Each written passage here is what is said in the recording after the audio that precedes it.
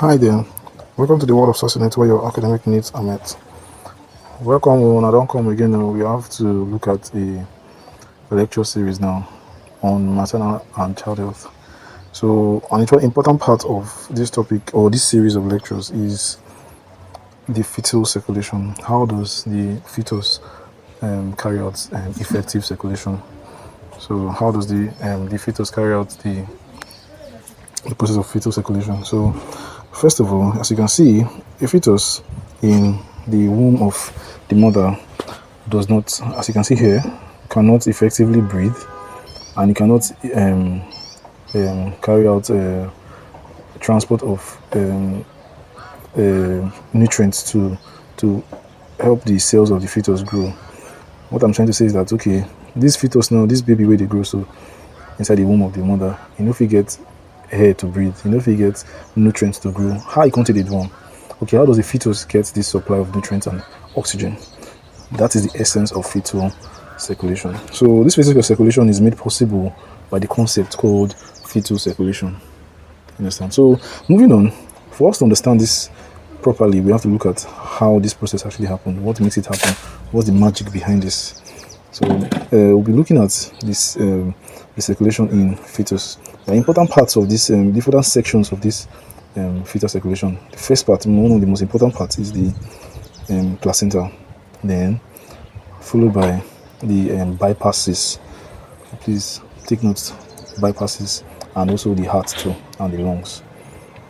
Even the liver is also involved in this process too. But first of all, just know that, okay, the heart, the liver, the lungs, the blood vessels, and the placenta are very, very important in this process of fetal circulation. So please take note. As you can see here, you can see that there's high, medium, low. These things, they are very simple. What they mean is that, excuse me, they mean that high there means high level of oxygen. The blood that contains high level of oxygen, highly oxygenated. The medium means a little bit of oxygenation and deoxygenation, the mixture of both of them. Then low means this is deoxygenated blood. You understand? So if you see the color there, it will actually show you the parts that have the different levels of oxygenation. You understand? For us to understand this thing where this baby grammar where the toxins now say high means the blood get a lot of oxygen inside. You understand? Those parts of the diagram we get a lot of oxygen. The one we get a mixture of both of them, then be the medium. Then the other one will be blue, means you don't get oxygen at all. As it is deoxygenated, you don't get oxygen at all. So moving on, we'll look at the first important part or section of this fetal circulation, which is the placenta. Okay, this fetal circulation cannot be made possible without the placenta. Placenta refers to an important section of the fetal circulation where the maternal blood and the fetal blood, they mix or they meet. You understand? So it's like a very important connection between the fetus, which is the growing baby, there's the baby with the grow, and the mama with the carry the baby. You understand? So they are important parts of the placenta. If you can see there's the umbilical arteries. That's the umbilical cord of the baby. That has, importantly, please take note, it has two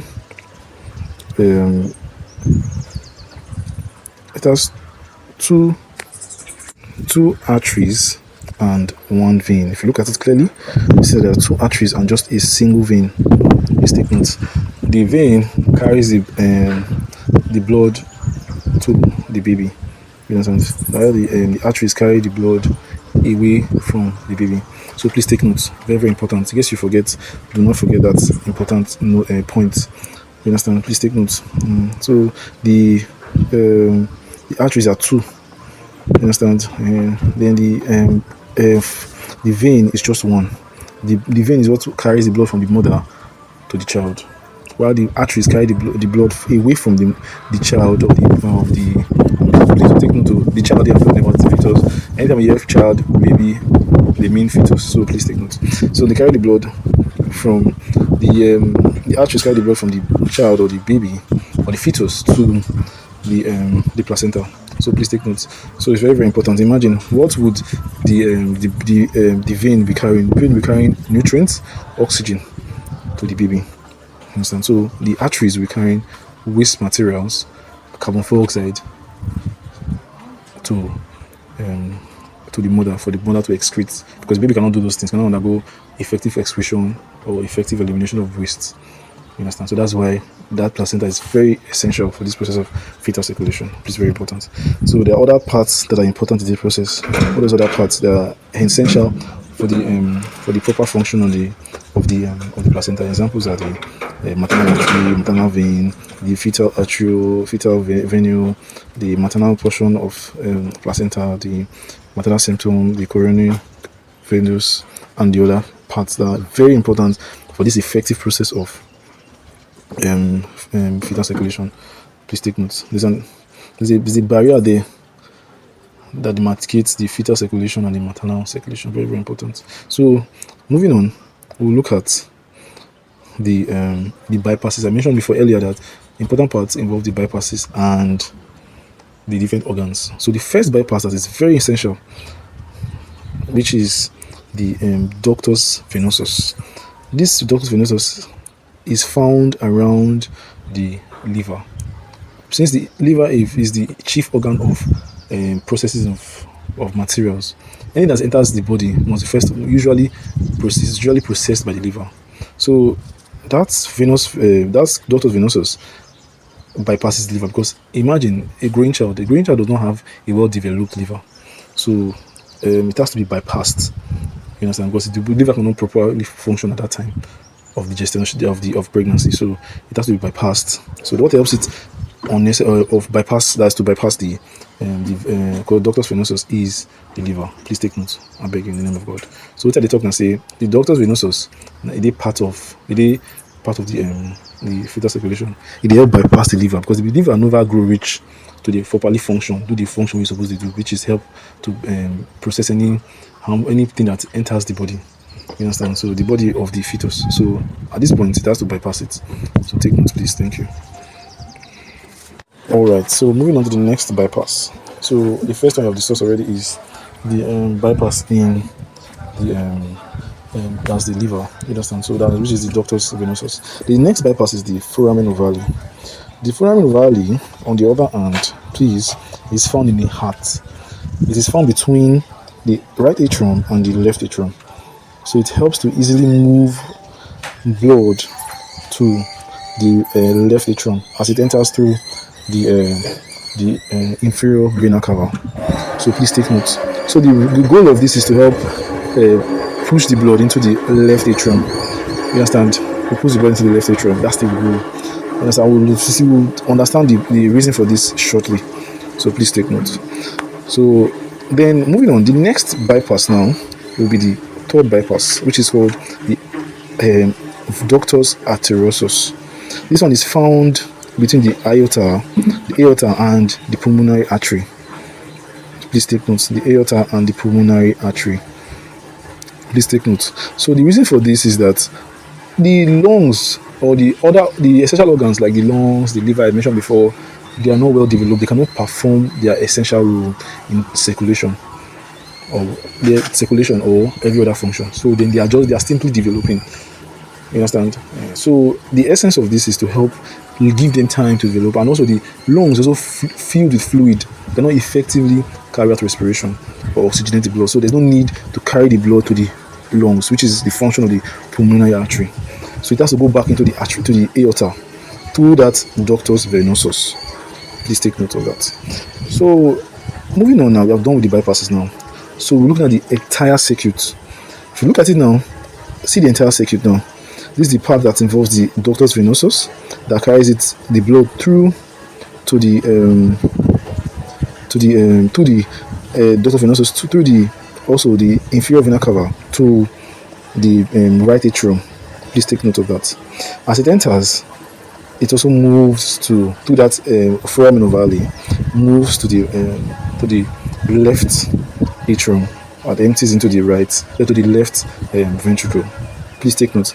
This diagram now actually depicts the entire thing that happens in fetal circulation. I had to put it in this part. You understand? In the last part, the complete circuit. You understand? Like a form of circuit or electricity. As the electricity, the current is the blood how it goes around the body.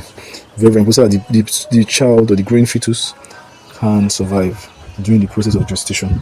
So very, very important. So you can see that this is the Ductus Arteriosus. Ductus Arteriosus. So very, very important. And if you look at it also, there's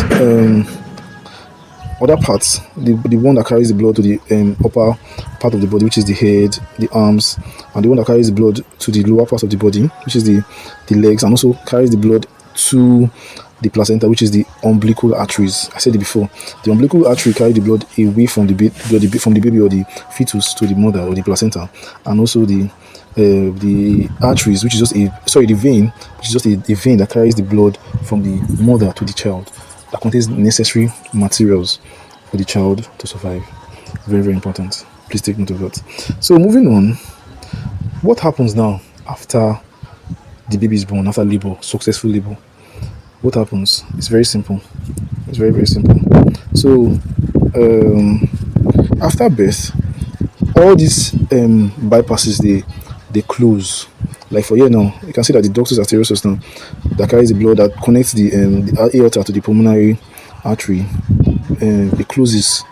You understand? It closes. You understand? So thereby allowing the lungs to fully carry out its function, because the baby is born. The lungs are fully developed.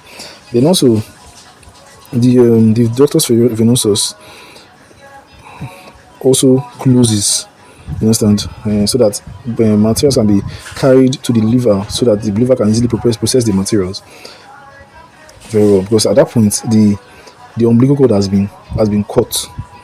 You understand? So anything that enters the baby must be processed. Usually, it's processed first by the liver. You understand? So also, I didn't mention that before. The Foramen Ovale is also closed too, between the septum. You understand? So please take note. You understand? So all these are closed to form a different thing. Like for example, the Foramen Ovale now closes to form what is called the Fossa Ovalis. You understand? So please take note of that. Very, very important. So the other ones also closes to form ligaments. You understand? So please take note of that. So at this point, we'll just wrap it up for this first series of lectures under fetal circulation. So if you have any comments, any questions to ask relating to this topic, you can put it in the comment section. Don't forget to like, don't forget to follow. Just expect more videos from us to give you the very best relating to academics. So thank you very much. We remain succinct and